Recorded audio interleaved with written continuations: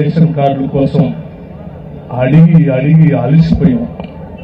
తిరిగి తిరిగి చెప్పులు అరిగిపోయినాయి, కానీ కొత్తగా రేషన్ కార్డులు ఎవరికి ఇవ్వలేదు. మీరు ఏ మున్సిపాలిటీ పోయినా, ఈరోజు ఏ గ్రామానికి పోయినా పెద్ద ఎత్తున రేషన్ కార్డులు ఇచ్చారు. ఈరోజు రాష్ట్రంలో 1,15,00,000 కుటుంబాలు ఉంటే 1,02,00,000 కుటుంబాలకి ఇవాళ రేషన్ కార్డులతో పాటు సన్న బియ్యాన్ని మనం ఇంటింటికి ప్రతి మనిషికి 6 కేజీల లెక్క కట్టి ఇంటికి పంపిస్తా ఉన్నాం.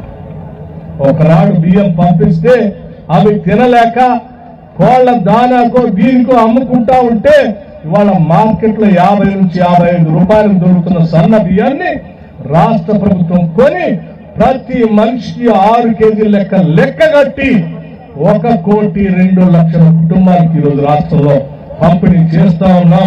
చివరికి వైరా పట్టణంలో ఉన్నటువంటి రేషన్ కార్డు హోల్డర్స్ అందరికి కూడా సన్న బియ్యం పంపిణీ జరుగుతాం.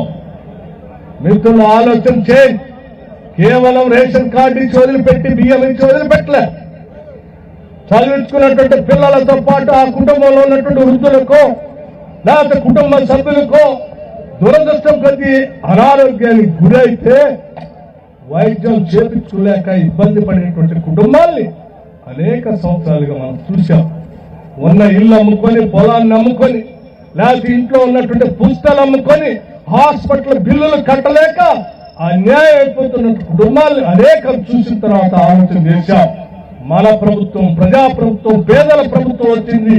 ఈ రాష్ట్రంలో ఏ కుటుంబం కూడా తన ఇంట్లో ఉన్నటువంటి పిల్ల పాపల కోసం ఉన్న ఇల్లుని, పుస్తల్ని, భూమిని అమ్ముకోవటానికి వీల్లేదు. ఎంత ఖర్చైనా పర్వాలేదు, 10 లక్షల వరకు సంవత్సరంలో వైద్యం చేపించుకోవడానికి రాజీవ్ ఆరోగ్యశ్రీ కార్డు ఇచ్చాం. ఇది రాష్ట్ర వ్యాప్తంగా 1,02,00,000 కుటుంబాలకు ఇస్తా ఉన్నాం. చాలా ధైర్యంగా ఆత్మస్థైర్యంతో ఈరోజు ప్రతి కుటుంబం బతికేటువంటి పరిస్థితి తీసుకొచ్చాం. ఇది ఈనాడు మనం తీసుకున్నటువంటి విప్లవాత్మకమైనటువంటి నిర్ణయంగా ఈనాటి ప్రజానీకం అనుకుంటున్నారు.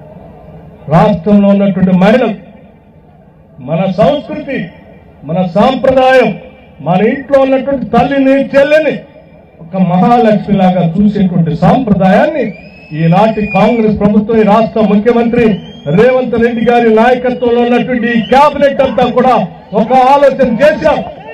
ఈ రాష్ట్రంలో ఉన్నటువంటి మహిళలు, సెల్ఫ్ హెల్ప్ గ్రూప్స్, డ్వాక్రా సంఘ సభ్యులు ఎదగాలనేటువంటి ఆలోచనతో వాళ్ళకి మాట ఇచ్చాం.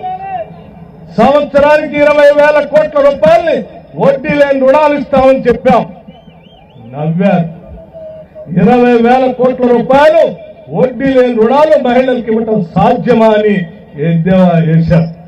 మేము చెప్పాం, ఈ రాష్ట్రంలో ప్రతి పైసా పోగేస్తాం, వేసిన ప్రతి పైసని ప్రజలకి పంచుతాం. ఈ రాష్ట్రంలో 20,000 కోట్లు కాదు, తప్పనిసరిగా అవసరమైతే ఇంకా పెంచే ఇస్తాం తప్ప తగ్గమని చెప్పాం. చెప్పినట్టుగానే ఇప్పటికీ 27,000 కోట్ల రూపాయలు వడ్డీ లేని రుణాల్ని ఈ రాష్ట్రంలో మహిళలకు పంపిణీ చేశాం.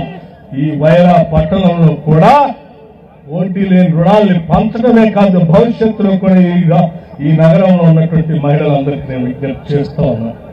వడివడిగా అడుగులు ముందుకే. సభ్యులు లేనటువంటి అడుగు సభ్యులుగా మారండి. మీరు వ్యాపారం చేసుకోవడానికి కావలసిన విధానటువంటి ప్రణాళికలు తయారు చేయండి. దానికి కావలసినటువంటి రుణాన్ని ఇప్పించే బాధ్యత మాది, దానికి కట్టే వడ్డీ మాది. మీరు ఆ డబ్బు తీసుకుని వ్యాపారం చేయండి, ఎదగండి, కుటుంబం ఆసరా నిలబడండి, పిల్లల్ని, కుటుంబ సభ్యుల్ని బాగా చూసుకోండి. ఇది మా ఆలోచన. అంతేకాదు, మహిళలు ఈ రాష్ట్రంలో ఏ మూల నుంచి ఎక్కడికి ప్రయాణం చేసినా ఒక మహాలక్ష్మిలాగా ఇంట్లో ఎవరినో రూపాయి అడుక్కొని వచ్చి టికెట్ కొనుక్కోవాల్సిన అవసరం లేదు. ఈ రోజు ఈ రేవంత్ రెడ్డి గారు, భట్టి గారు, మిగతా ఉన్నటువంటి కేబినెట్ సహచరులు ఈ రాష్ట్రంలో ఉన్నటువంటి మహిళల్ని మహాలక్ష్మిగా చూస్తున్నాం. కాబట్టి వాళ్ళు తీసుకునేటువంటి టికెట్ కి సంబంధించిన డబ్బుల్ని మేము కడతాము. ఈ రాష్ట్ర ప్రభుత్వం నుంచి మీరు బస్సుల్లో తిరగని ఉచితంగా ఆర్టీసీ బస్సులో తిప్పుతున్నాం. మీరు తిరిగే టికెట్ కి ఈ రాష్ట్ర ప్రభుత్వం ఆర్టీసీకి ప్రతి నెల డబ్బులు కడతాం. వాటితో పాటు పేద బడుగు బలహీన వర్గాలకు సంబంధించిన కుటుంబాలు రూపాయి ఆదాయైనా ప్రతి రూపాయిని పోగేసి బిడ్డల భవిష్యత్తు కోసం ఖర్చు పెడతారు మహిళలు. కాబట్టి 200 యూనిట్లు